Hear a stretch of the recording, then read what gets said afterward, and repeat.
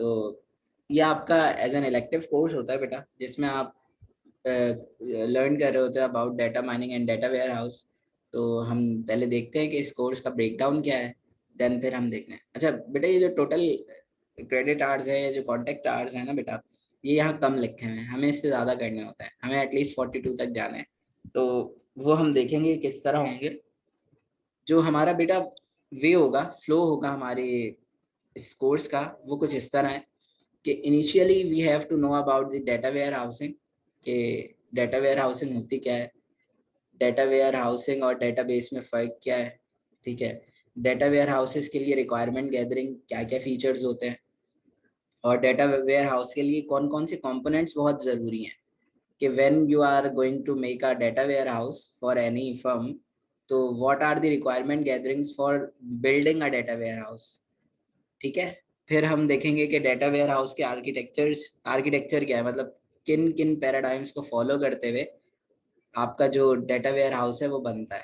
ठीक है, फिर हम कुछ चीज़ें देखेंगे, डायमेंशनल मॉडलिंग, कि आप जब कोई मॉडल डिज़ाइन करने जा रहे हैं for a data warehouse, उसके अंदर कौन कौन से मॉडल बिल्डिंग होती है, कौन कौन से स्कीमास इन्वॉल्व होते हैं।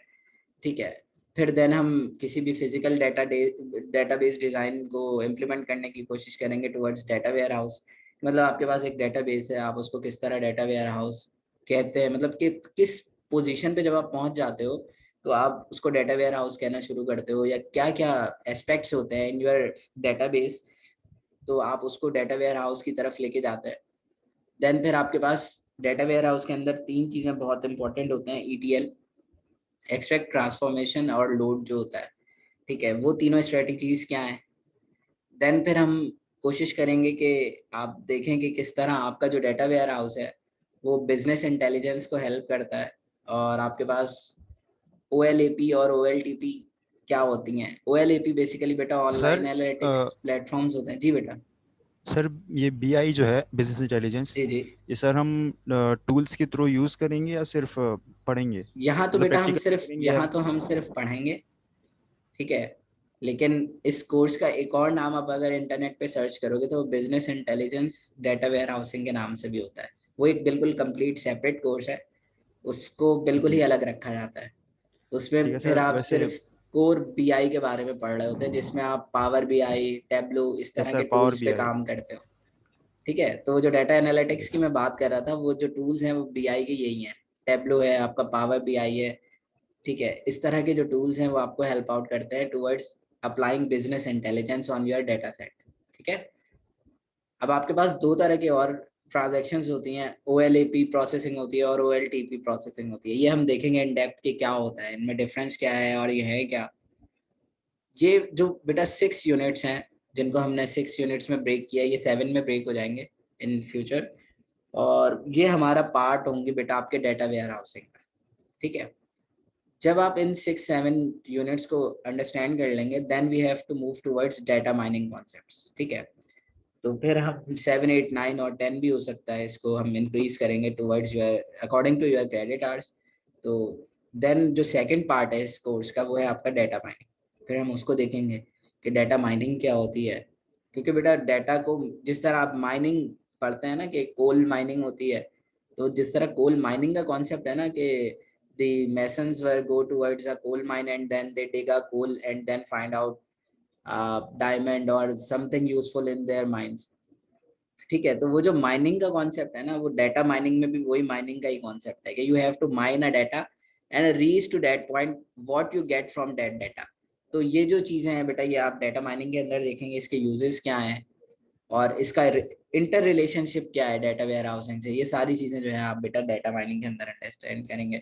फिर हम डाटा माइनिंग के अंदर कुछ उसके एल्गोरिथम्स, जिसमें आपकी क्लासिफिकेशन है, आपके एसोसिएशन रूल माइनिंग है, आपके फ्रिक्वेंट पैटर्न एनालिसिस है, आपकी क्लस्टरिंग है, समझ लो कि सुपरवाइज्ड और अनसुपरवाइज्ड लर्निंग के जो एल्गोरिथम्स हैं उनको गो थ्रू करेंगे। तो ये बेटा टोटल एजेंडा होगा हमारे कोर्स का, जो हम इन इस टाइम में पढ़ेंगे जो हमें मिला है। ठीक है बेटा। अच्छा, और ये आपको बेसिक CLO है आपका, कि क्लास लर्निंग ऑब्जेक्टिव्स क्या है, और उसके अकॉर्डिंग आपकी जो प्रोग्रेस है वो मेंटेन हो रही होगी और कैलकुलेट हो रही है। ठीक है, अब हम चलते हैं बेटा कि इसकी नीड क्यों होती है। तो इसकी नीड का कॉन्सेप्ट बेटा इस तरह है, जिस तरह आप लोग डेटा के बारे में तो जानते ही होंगे, क्या होता है data. piece of information, facts and figure. Facts and figures. कौन से वाले, यूजफुल और रॉ। रॉ मटेरियल्स होते हैं सर। रॉ मटेरियल्स होते हैं। और मतलब कंप्यूटर साइंटिस्ट वाले जवाब दो मुझे। डेटा सर किसी भी किस्म का हो सकता है, स्ट्रक्चर भी होता है, अनस्ट्रक्चर भी होता है। मतलब तुम बहुत उसकी टाइप पे चलेगा, मैं पूछ रहा हूँ डेटा क्या होता है।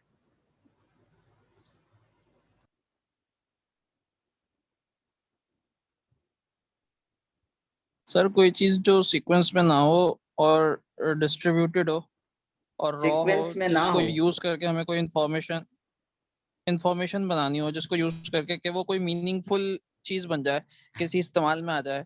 वो तो बेटा डेटा पे वर्किंग होगी ना।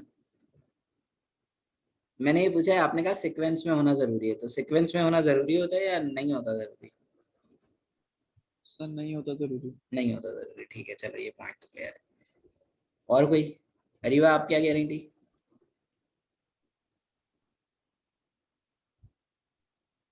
सर मैं कह रही हूँ कोई भी piece of information, कोई भी पीस ऑफ knowledge, इंफॉर्मेशन। अच्छा, और कोई।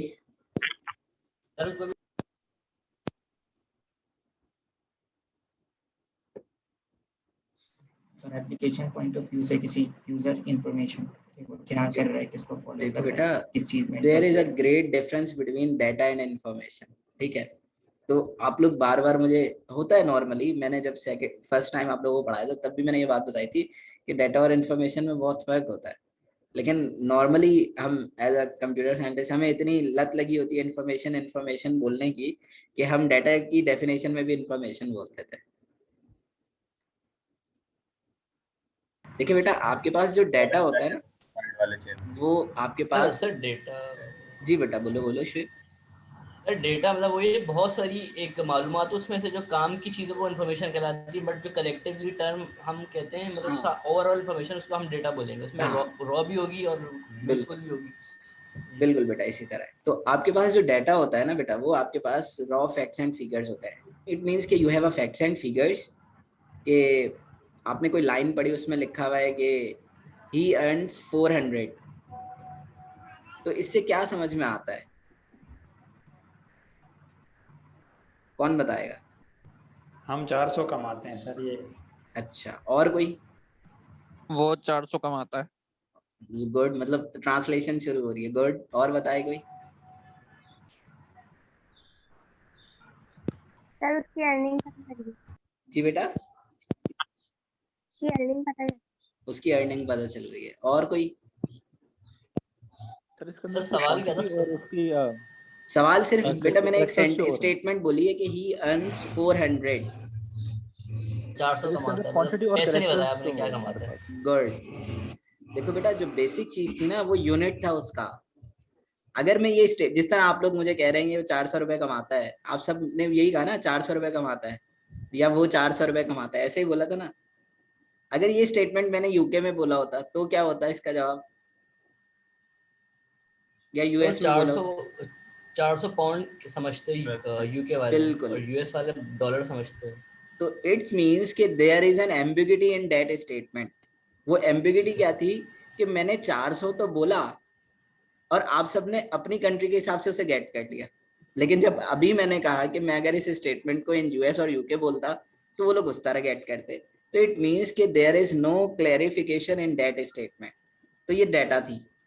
अगर मैं ये कह देता हूँ कि ही अर्न्स $400 या 400 रुपीज, तो फिर आप लोगों के अंदर से एम्बिगिटी खत्म हो जाएगी। अब जब इन्होंने ये 400 पाउंड्स बोला ना, तो it means he is talking about the UK currency.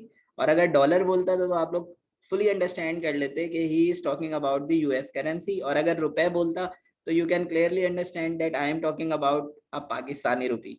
ऐसा ही है ना बेटा। तो ये था डाटा।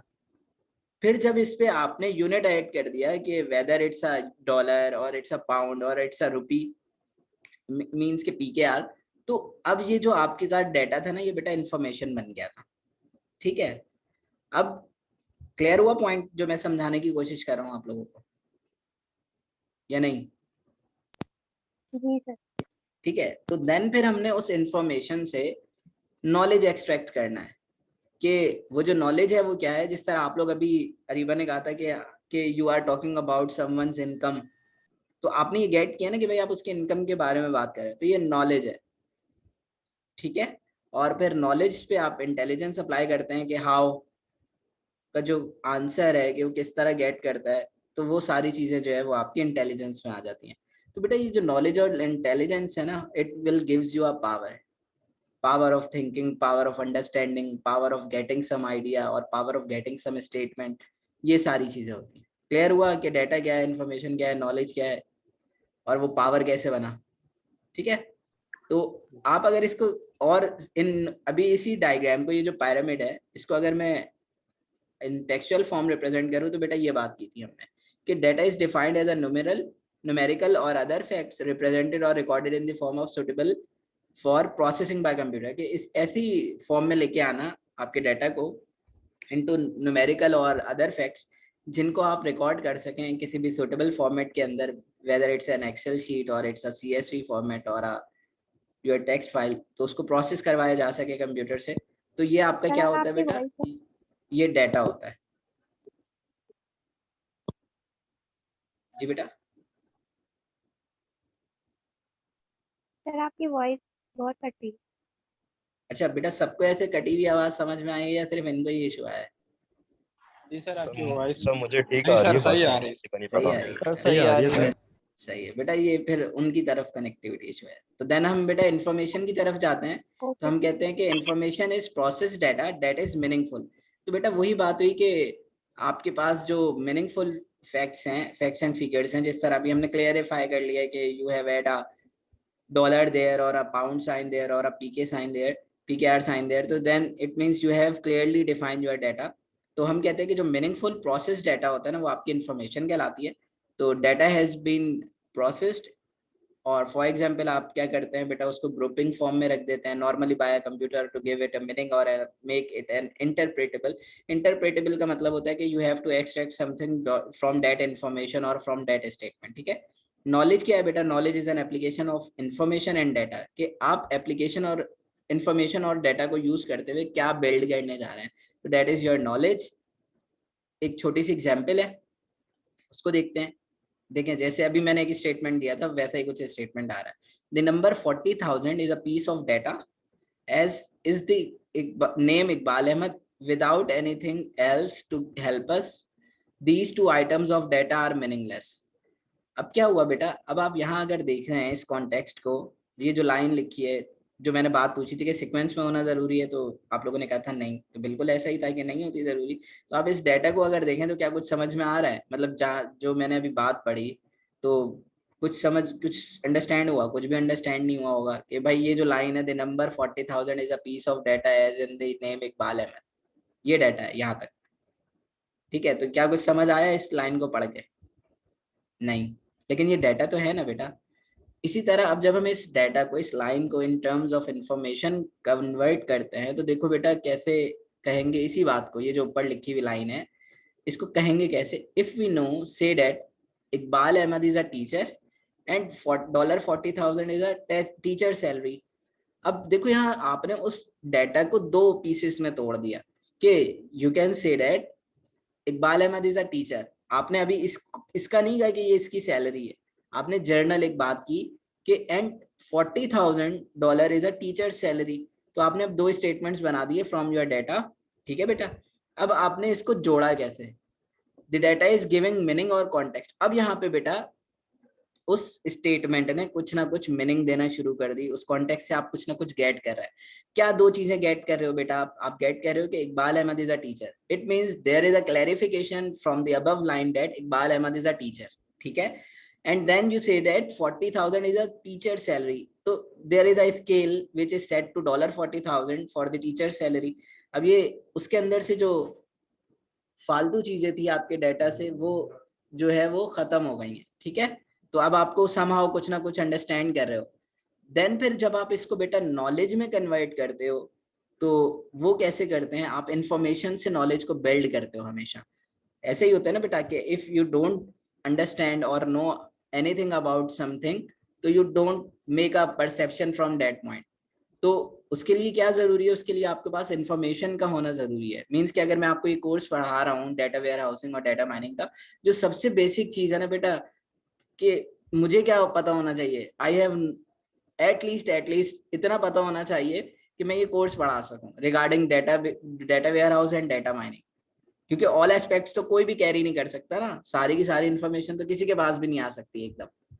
तो वो जो प्रोसेस है बेटा, वो जो साइक्लिंग प्रोसेस है, आपका लर्निंग कर्व है, वो आप जितना बढ़ाते चले जाएंगे उतनी अच्छी नॉलेज आप डिलीवर कर सकते हो। ठीक है, तो आपकी जो नॉलेज बिल्डिंग क्राइटेरिया होती है वो कंप्लीटली डिपेंडेंट होती है ऑन द इंफॉर्मेशन, कि जितना डेप्थ में आप किसी चीज के बारे में जानते हैं उतना अच्छा उसको डिस्क्राइब कर सकते हैं या उसको एक्सप्लेन कर सकते हैं। ठीक है, तो from the information you get the knowledge. और वो नॉलेज स्टेटमेंट क्या है बेटा, वो नॉलेज स्टेटमेंट आपने इस लाइन से क्या निकाला, Iqbal Ahmad is a teacher and he earns $40,000 per year। ठीक है बेटा, तो आपको ये समझ में आया है कि डेटा से इंफॉर्मेशन और इंफॉर्मेशन से नॉलेज कैसे रिप्रेजेंट हो रही है। इसी को रीज्वाइन कर लेना बेटा सेशन को, अभी एंड हो। क्लियर हुआ बेटा सबको? कोई ऐसा स्टूडेंट जिसको समझ नहीं आई बात कि what we are talking about? आ गई सर। आ गए जी, वासे पूछें। सर जैसे कि हमारे पास इंफॉर्मेशन में लिखे कि टीचर सैलरी है 40,000 यूएस, जी जी ठीक है, और नॉलेज में हम बता रहे हैं कि वो अर्न कर रहा है 40,000 पर ईयर। जी जी तो सैलरी तो मंथ बेस पे होती है और ये पर ईयर हम कैलकुलेट कर रहे हैं नॉलेज। गुड, तो ये थोड़ी कंफ्यूजन। बिल्कुल इसको क्लियर करते हैं। और कोई बेटा?